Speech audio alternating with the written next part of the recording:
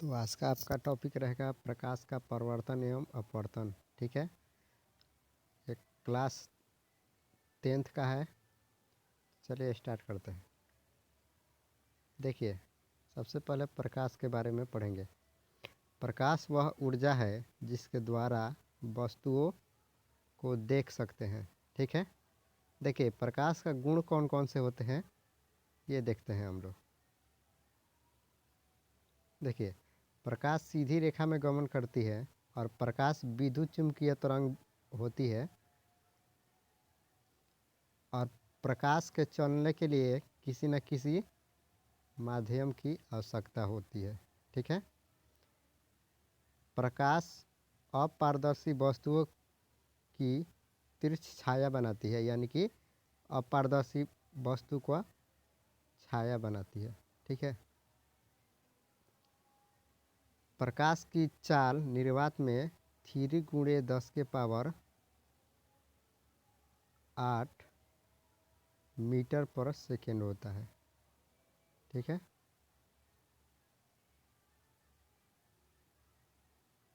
अब देखिए प्रकाश का परावर्तन।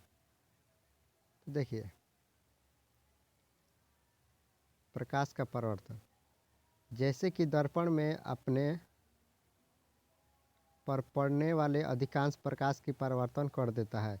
यानी कि अगर किसी सतह है और प्रकाश इधर से पड़ता है तो टकरा कर अपने ही माध्यम में लौट जाता है। ठीक है, जब प्रकाश किसी सतह से टकरा कर अपने ही माध्यम में लौट जाता है उसको प्रकाश का परावर्तन कहते हैं। ठीक है, प्रकाश के परावर्तन के नियम।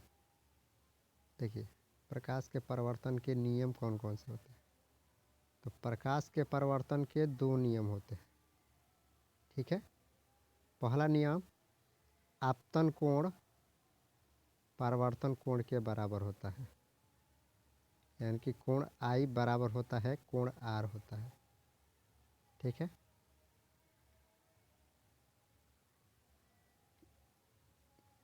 देखिए ये मान लीजिए समतल सतह है और इस पर किरण पड़ती है तो उसको आपतित किरण कहते हैं और टकरा कर जो वापस जाती है उसको परावर्तित किरण कहते हैं और इसमें अभिलंब डलाता है।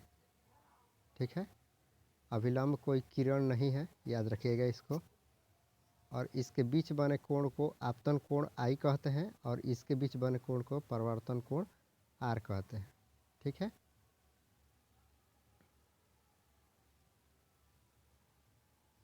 अब देखिए प्रतिबिंब।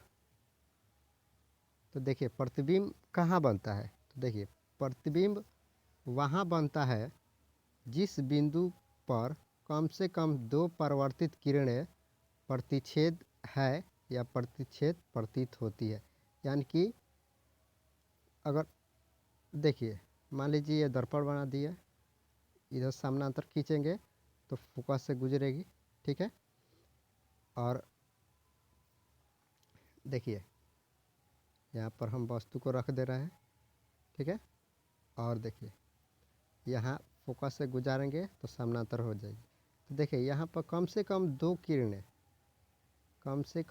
किरणें आपस में कट करती है तो प्रतिबिंब का निर्माण होता है। ठीक है, तो वही कह रहा है कि कम से कम 2 किरणें आपस में प्रतिच्छेद करती है तो प्रतिबिंब का निर्माण होता है या प्रतिच्छेद करती हुई प्रतीत होती है, यानी कि दिखाई पड़ती है। ठीक है, अब देखिए प्रतिबिंब 2 प्रकार का होता है। प्रतिबिंब 2 प्रकार का होता है। एक आपका होता है वास्तविक प्रतिबिंब और एक होता है आभासी प्रतिबिंब। आभासी प्रतिबिंब को हम लोग काल्पनिक प्रतिबिंब भी कहते हैं। ठीक है, देखिए वास्तविक प्रतिबिंब जो होता है वो वास्तविक कटान से बनता है। ठीक है, और आभासी प्रतिबिंब जो है वो आभासी कटान से बनता है। इसे पर्दे पर उतारा जा सकता है। किसको? वास्तविक प्रतिबिंब को पर्दे पर उतारा जा सकता है और आभासी प्रतिबिंब को पर्दे पर नहीं उतारा जा सकता है। वास्तविक प्रतिबिंब सदैव उल्टा बनता है और आभासी प्रतिबिंब सदैव सीधा बनता है। ठीक है, अब देखिए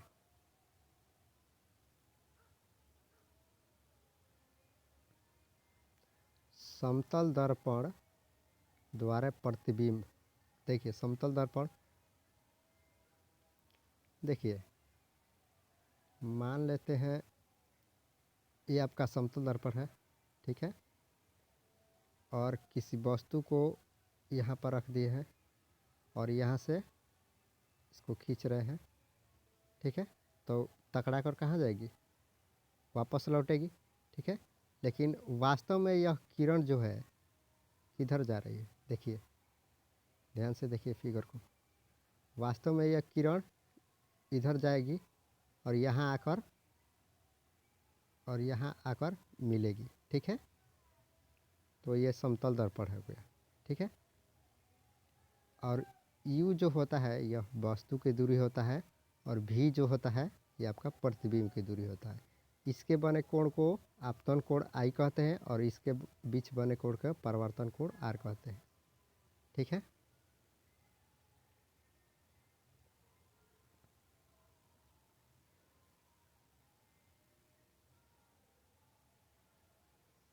देखिए आभासी प्रतिबिंब सीधा होता है। अभी बताएं इसमें, देखिए समतल दर्पण में प्रतिबिंब का आकार वस्तु के आकार का होता है। ठीक है, और प्रतिबिंब दर्पण के उतना ही पीछे बनता है जितना कि दर्पण के आगे। मान लीजिए यहाँ पर वस्तु 2 मीटर पर है तो इधर प्रतिबिंब भी इसका कितना मीटर, 2 ही मीटर पर बनेगा। ठीक है, अब देखिए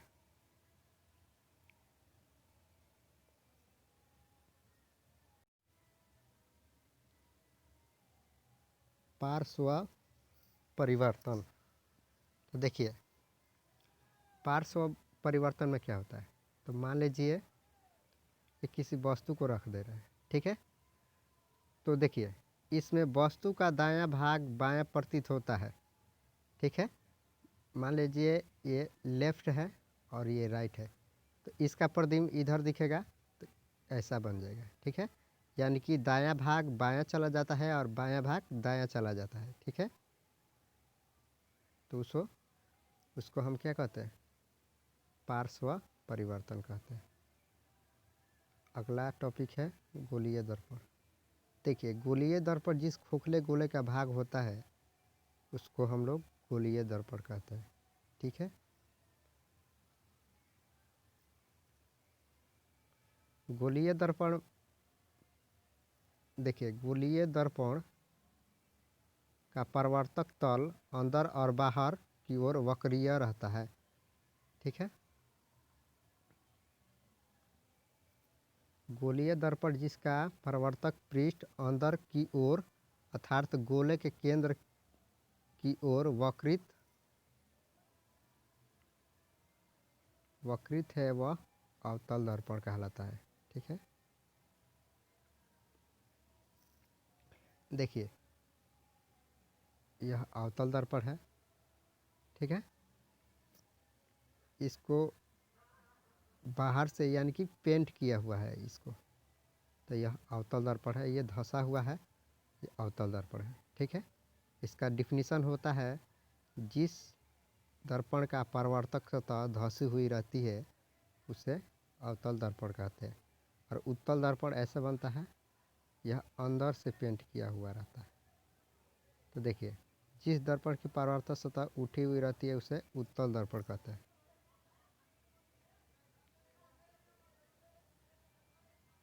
ठीक है,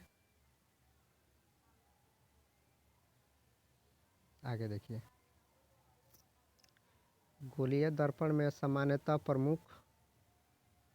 प्रयुक्त होने वाले कुछ शब्द।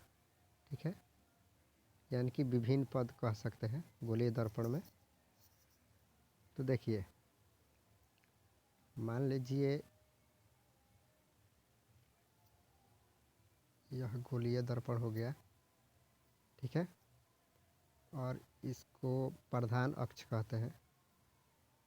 प्रधान अक्ष, और यहाँ पर पोल रहता है, यहाँ पर मुख्य फोकस, और यहाँ पर सी होता है, ठीक है, और इधर अनंत होता है, ठीक है। और एफ और पी के बीच के दूरी के फोकस दूरी कहते हैं, और सी और पी के दूरी को आर कहते हैं, वक्रता त्रिज्या कहते हैं, ठीक है।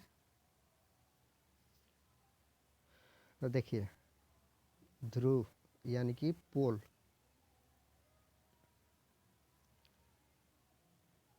तो देखिए गोलीय दर्पण के ज्यामितीय केंद्र को ध्रुव कहते हैं, ठीक है। देखिए ज्यामितीय केंद्र ऐसा हुआ, इसका ज्यामितीय केंद्र यहाँ हुआ, तो इसको गोलीय दर्पण के ज्यामितीय केंद्र को ध्रुव कहते हैं, ठीक है। इसको P द्वारा सूचित करते हैं, ठीक है, इसको P द्वारा सूचित करते हैं। देखिए उसके बाद है मुख्य अक्ष, ठीक है। देखिए गोलीय दर्पण के ध्रुव और वक्रता केंद्र को मिलाने वाली रेखा को मुख्य अक्ष या प्रधान अक्ष कहते हैं, मुख्य अक्ष या प्रधान अक्ष कहते हैं, ठीक है। वक्रता केंद्र, उसके बाद है वक्रता केंद्र। तो गोलीय दर्पण जिस खोखले गोले का भाग होता है उसी के केंद्र को वक्रता केंद्र कहते हैं, ठीक है। इसको सी द्वारा सूचित किया जाता है, सी द्वारा सूचित किया जाता है। उसके बाद है आपका वक्रता त्रिज्या। देखिए सी और पी के बीच की दूरी को वक्रता त्रिज्या कहते हैं, ठीक है। उसके बाद है द्वारक, तो गोलीय दर्पण की व्यास को द्वारक कहते हैं, ठीक है।